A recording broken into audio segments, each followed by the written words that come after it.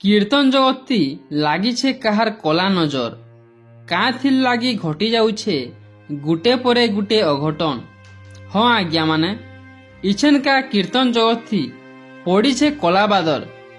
लगातार कीर्तन जगतरू जेन हिसाबे दुखर खबर माने आसुछे सेटा कीर्तन जगत कहार कला नजर पड़ीछे बोली कुहा जाउछे।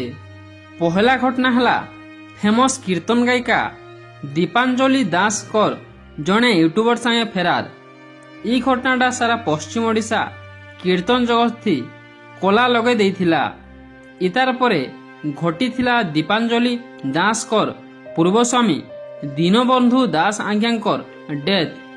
3 नंबर घटना घटीथिला दीनबंधु दास आज्ञांकर दशाह दिने आउ जड़े फेमस कीर्तन गायिका अंजना देहरींकर स्वामी अर्पण देहरींकर सड़क दुर्घटना आउ डेथ।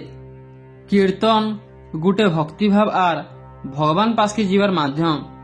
आज जेन माने कीर्तन थी भगवान के नियमित भजुथिबार बेल के सेमानकर उपरे ई प्रकार विपत्ति बहुत बड़ अशुभ संकेत देउछे।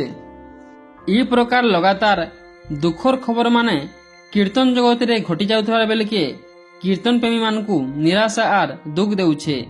भगवान करू कीर्तन जगत रु ई कलाबादर हटी जाऊ आर सबे सुख रे रहून।